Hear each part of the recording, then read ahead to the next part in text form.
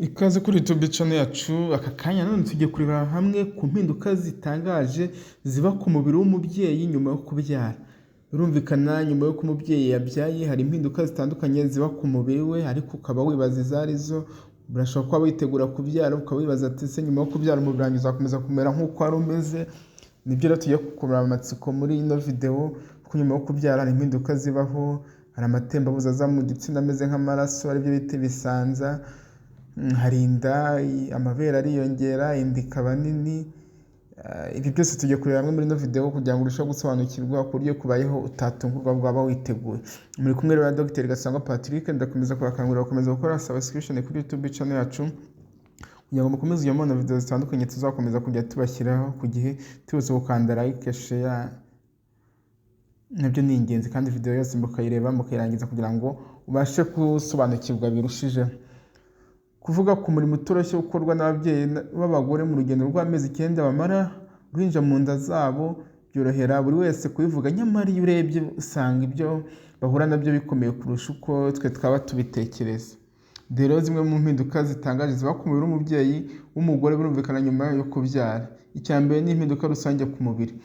Umubiri w'umubyeyi muri rusange ugaragaza impinduka nyinshi kuva agisama kugeza abyaye. Izi mpinduka rero zikaba zinisubiramo nyuma yo kubyara, aho umubiri uba ushaka gusubirana imiterere wahoranye mbere yo gusama birumvikana. Impinduka ku mabere. Nyuma yo kubyara buriya amabere akomeza kugenda aba manini, ahanini kubera amashereka yo gutunga umwana, ku buryo ndetse rimwe na rimwe umubyeyi ababara cyane mu gihe cyo konsa.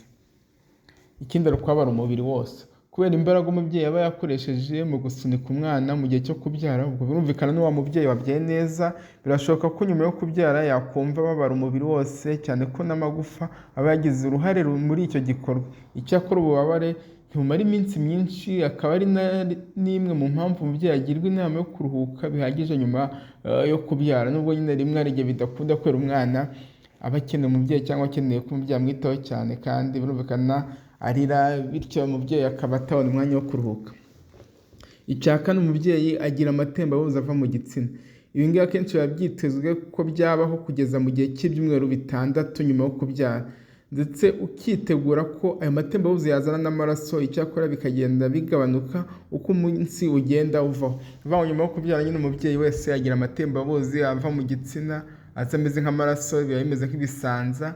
Icyatsi nibyo bita ibisanza, bikomeza kuza nibura kugeza umubyeyi agize ibyumweru 6 nyuma yo kubyara. Aha rero naza uba ubyiteze, bityo nimba utegura gukora imibonano mpuzabitsina nyuma yo kubyara, hari igihe bino bishobora kukubangamira, bityo bigatuma udakora iyo mibonano mpuzabitsina kubera n'amatembabuzi abaza mu gitsina, bityo mu gihe ukora imibonano mpuzabitsina akaba atabyishimira muri make. Icya gatanu ari ukubabara mu gihe cyo kwihagarika. Kugeza mu byumweru bikeya bya mbere nyuma yo kubyara, ababyeyi bagira ububabare bwinshi mu gihe bihagarika, cyane mu gitondo. Ibi ahanini bikaba biterwa n'uko imitsi y'utundi duce dufitanye isano n'imyanya isohora inkari iba yacitse intege mu gihe cyo kubyara. Ibi kandi bishobora no guherekezwa no kuba yakwinyarira mu gihe akoroye, yitsamuye, asetse, cyangwa se ari mu myitozo ngororamubiri. Ibi nabyo bikaba bigenda bishira gahoro gahoro. Ikindi cya gatandatu hari ukugira ibibazo byo kutituma. Ababyeyi benshi bakunda guhura n'iki kibazo igihe batwite. Ibi bikaba biterwa ahanini n'umusemburo uzwi ku izina rya progesterone, ugira uruhare rukomeye mu gutuma igogora ridakorwa neza. Uyu musemburo ukaba uzamuka igihe umubyeyi atwite. Nubwo iki kibazo gishobora kwikiza mbere cyangwa nyuma gato yo kubyara, umubyeyi ariko agirwa inama yo kujya anywa amazi ahagije, ndetse akanafata ibiribwa bikungahaye ku binyabutabire byitwa fibre kugira ngo ibashe kumufasha kuba yakwituma. Icya karindwi, agira ibibazo by'imitsi nyine. Ibyo bibazo by'imitsi rero n'ababyeyi batwite nyuma yo kubyara nyine barabigira. Ahanini mu bibazo byashobora nabyo birimo no kwipfundika kw'imitsi, ndetse ikaba yagaragara inyuma kuri bitewe n'uko amaraso aba adatembera neza.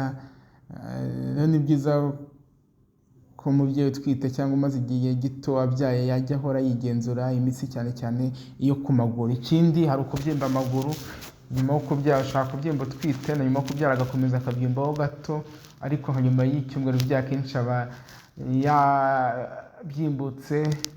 Ahanini biterwa nyine n'uko amaraso aba ageramo ariko adasubira neza ku mutima. Niyo mpamvu dukangurira umubyeyi nyuma yo kubyara ko yakabaye akomeza kugenda atembera kenshi gashoboka biramufasha bikamuha ayo mahirwe yo kubyimbuka byaba vuba kuruta uko byatinda akabimarana igihe kinini. Ikindi nyine gishobora kubaho ni uko umuntu nyine nyuma yo kubyara ntabwo uba umenyereye nyine kumara igihe kinini udasinziye, ariko umwana kubera aba ararira umara igihe kinini udasinziye ibitotsi bikaba byaba byinshi, bityo ushobora kugira umunaniro udasanzwe ukaba wababara umutwe bidashira.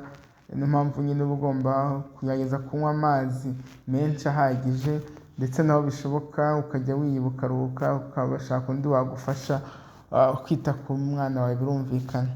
Ikindi ni amabere ashobora kukurya kubera amashereka abayemo menshi, biriya twita mastitis. Icyo gihe nabwo iyo bibaye tukangura gufata imiti igabanya uburibwe nka za ibuprofene, ndetse ugafata na antibiyotike nka chlorhexidine, kandi ugakomeza konsa umwana kenshi gashoboka, kuko iyo amashereka agumyemo bishobora gutuma ubwo buribwe bukomeza. Niyo mpamvu uko wonsa umwana kenshi gashoboka niko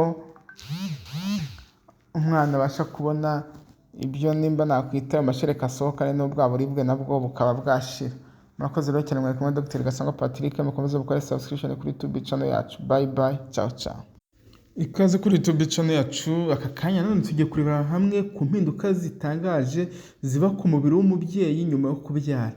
Birumvikana nyuma yo umubyeyi yabyaye hari impinduka zitandukanye ziba ku mubiri we, ariko ukaba wibaza